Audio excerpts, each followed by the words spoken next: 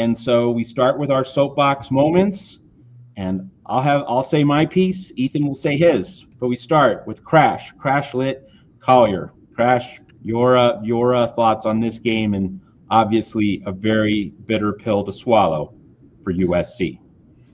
Absolutely. Before I go into this, Matt, Ethan, congrats on the position. I'm really excited for you and everything that's to come. So just wanted to get that out of the way because I'm hearing this for the first time. So super excited for you, man. Thank you. So, of course. So actually, I forgot to mention this, but I actually did go to South Bend yesterday for the game. Got back this morning. So I was at Notre Dame there in person to watch it. So really cool experience overall, getting to see it, especially if it is the last time for this rivalry, which I hope it is not. You should watch our bonus cut on it if you are not subscribed.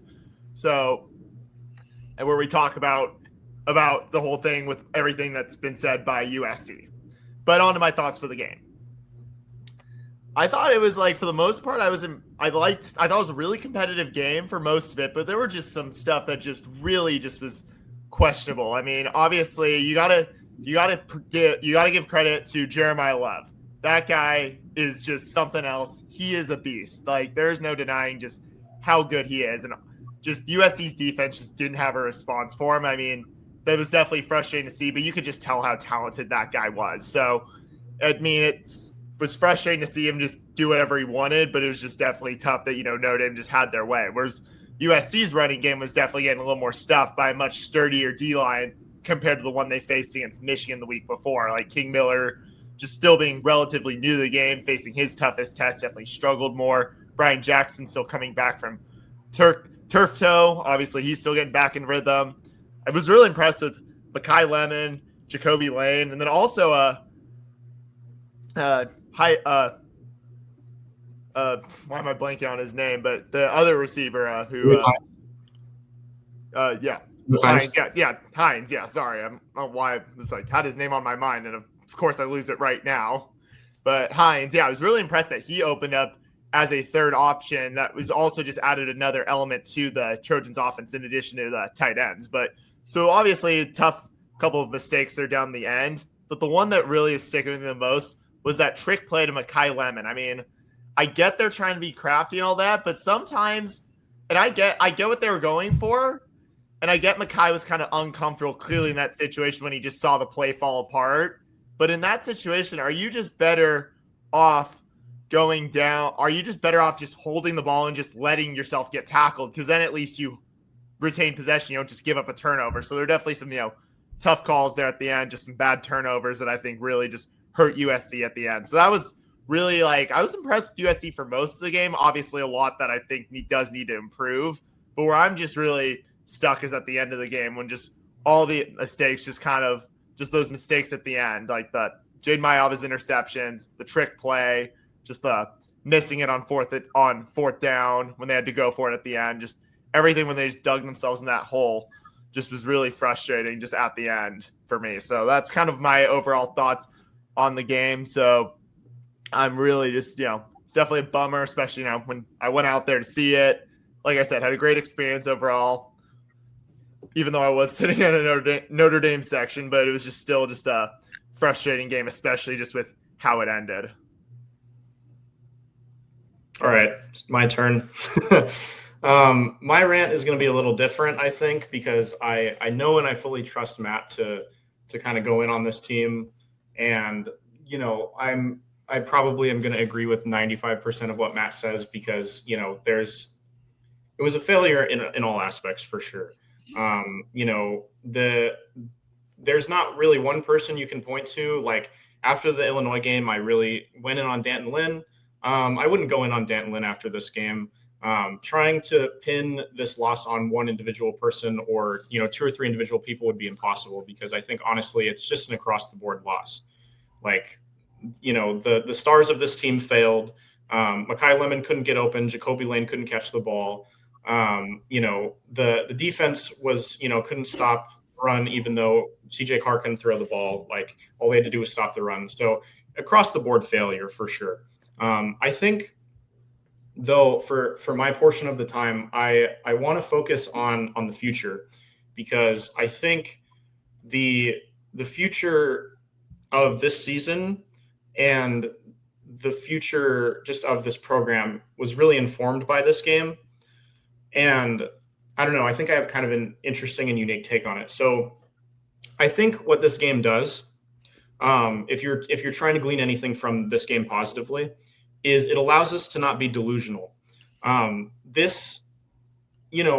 Before the season, if you would have said, okay, USC is going to go into South Bend and they're going to be without their top 2 running backs and it's going to be raining and, they're playing the national champions runner-up. You didn't know that Notre Dame lost their first 2 games. You didn't know how USC had done. You were just like, oh, USC is going to lose. Like that, if you had told, USC fans what the kind of premise was of this game before the season, they would have said, oh, USC is going to lose. And then, USC obviously kind of earned some more of our belief with their better offensive play throughout the beginning of the season. And that's why this loss is so frustrating because, they seem to earn our belief back and then they come crashing down. I think, though, what this allows us to do is, and the program to do, hopefully, is to reset. Go, okay, we were playing in the rain, and we were missing our top 2 running backs, and we were, and there was a lot going against us, but we still should have won this game because, Lincoln Riley play calling, like it's an across the board issue. There are people who you would have expected to step up who didn't step up, right? Lincoln Riley, Danton Lynn, Kai Lemon, Jacoby Lane. I think it was Mayava's worst game probably of the season. Kamari Ramsey just continues to be like a non-factor compared to his play last year. Like the defensive line completely fell apart. Like everybody fell apart. And so it just goes to show that honestly, like at this point, if we're taking honest stock of this program, we're not at the level of Notre Dame right now, which is again, very disappointing. But the only way that there is one way that we can turn this around for good. And it's only one way. And it's that if we kind of reset and we say, okay, we lost a non-conference game, and this actually losing to Notre Dame as a non-conference game in the middle of the season is actually why I think I was more convinced after watching the game. Like I was already, felt great about the tradition, but I think for the future of this football program, the rivalry needs to continue because this program needs to be tested against big teams like this, like Notre Dame, and it needs to learn, its shortcomings. Like this wasn't a game. The thing about the Illinois game is you can point to so many excuses, right? Like you can be like, oh, there was food poisoning, or the offense played incredible and they looked, it looked like a generational offense and the defense let them down, but we were missing defensive players and there was food poisoning, or it was the travel, or there's just like, because it was such a close loss, you can look at it and be like, that's a game that USC could have won. It feels a lot like a 2024 game. And this game, that's not the case. Like USC everybody across the board failed. And they were also thoroughly beaten by Jeremiah Love and Jadarian Price. Like they couldn't stop them. And it didn't matter that CJ Carr couldn't run. They were thoroughly beaten. They were thoroughly out physical. So it allows us to take a moment and say, this program is not there yet. This program needs, and we didn't think that this program was going to be there before the season either. So there's really 2 options. The first option is we go into Lincoln, Nebraska in 2 weeks and we lose, and the season falls off the rails like other Lincoln Riley seasons have. And, we never get back to the USC standard. And, in 2 years we fire everybody and we're back to square one. That's option 1. Option 2 is we go into Lincoln, Nebraska and win, which ironically would be Lincoln Riley's best road win since USC's joined the Big Ten, or USC's biggest conference road win since USC's joined the Big Ten, which isn't saying much because Nebraska's not that good, but it's still, it's a place to start, I guess. And then you win that game, you win at least 4 of the last 5 in total, barring Oregon, people would think. And you finish at 9-3, which is an improvement on last year. And then you go in and you really attack the offseason. You attack the offseason. You figure out, the personnel change obviously didn't do anything for helping the defense, because this defense is still floundering. So you have to figure out, is it like what Dan Lynn and Lincoln Riley need to get together and figure that out.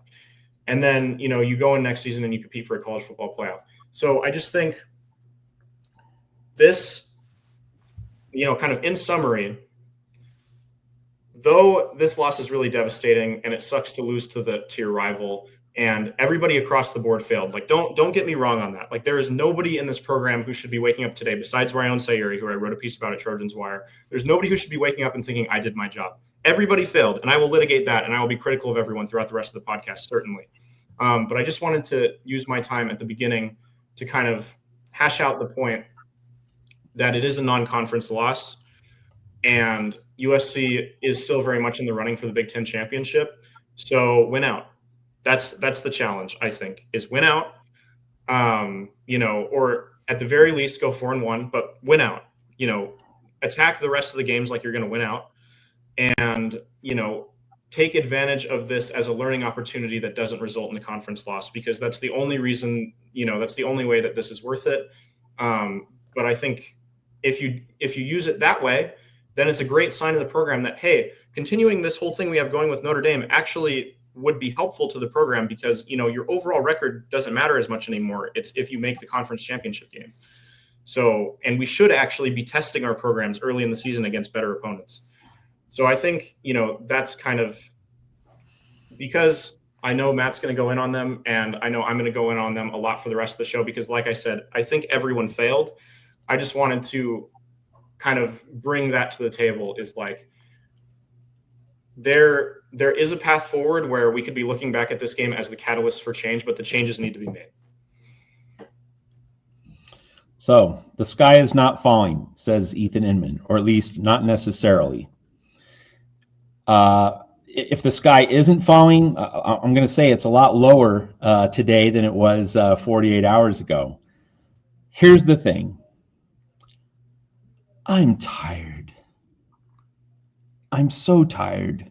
Aren't you tired? And I'm not talking to Ethan and Crash. I'm talking to everyone who's watching here on the USC channel, the voice of college football. Aren't you just so gosh darn tired of seeing the mistakes, seeing the soft play, seeing Lincoln Riley screw it up? And it's all well and good for him to say that he screwed up, but like, you're paid to not screw up, Mr. Head Football Coach of USC. Like, Notre Dame, prime time, under the lights, South Bend, like, you have to be at your best. You're paid to be at your best. And we never see USC at its best on the road against a good opponent in a meaningful game. It has not yet happened. I think the best road win of Lincoln Riley's tenure to date at USC was that game at Oregon State with Caleb Williams and Jordan Addison rescued, the knee-on nudge. That play, part of USC lore. That was not a great Oregon State team. I mean, we know at USC that winning in Corvallis is very difficult. Like, even the great Pete Carroll teams struggled there, lost there. But that was not a great Oregon State team. But that's the best road win of the Lincoln Riley era. And let's see. 1, 2, 3. Yes, this is year 4. This is year 4 of Lincoln Riley. And Oregon State 2022 is his best road win. I'm tired. Aren't you tired? I'm tired. I'm tired of just having to go through the same old bleepity bleep after every big road game. Aren't you tired? I'm tired. Tired of the what ifs, the could haves, the should haves, the whatnots. Like, we've been down this road so many times before. So when does it end? When does it end? Right? And I wrote at Trojans Wire that, I thought this game was important because, like, if USC could put its foot down, could deliver an elite performance, could get a win, okay, we're cooking. This thing's turning around. There is finally true reason to trust Lincoln Riley. And some people get at me throughout, this season, every season, because I'm the bad cop. Tim Prangley was the good cop. Ethan's kind of a choir boy a little bit, like, he's trying to say, it's not all doom and gloom. Bless your heart, Ethan. I love you for it. And, you're an excellent analyst. But we all have our take, our slant. I'm usually the bad cop. I'm usually the pessimist. And people get on me for that. Why are you so negative? Folks, Lincoln Riley is paid $1 bajillion. He's supposed to be elite. He's supposed to be at the top of his profession. Can you win a gosh darn big road game for once? Year 4. Okay? Year 4. And this crap just keeps on happening. So, yeah, you're gosh darn right I'm negative. Because he ain't done jack squat yet. 2022, yes. That was a good Lincoln Riley season, no question about it. He put all the pieces together, hit on the portal, all the portal additions that he made. That's how it's supposed to look, But then 3 straight years of tumbleweeds, barrenness. There's going to be no trophies in USC's trophy case. And let's keep in mind in terms of, what USC is doing on the field. USC isn't playing Ohio State. USC has avoided Ohio State. USC has avoided Kurt Cignetti in Indiana. USC didn't play Jim Harbaugh and Michigan. They hadn't gotten into the Big Ten yet. USC is getting these favorable Big Ten schedules. In future years, these schedules are not going to be as favorable. So USC is at this modest level, not even playing the creme de la creme in the Big Ten. Okay? That should really tell you how far away USC is from the expected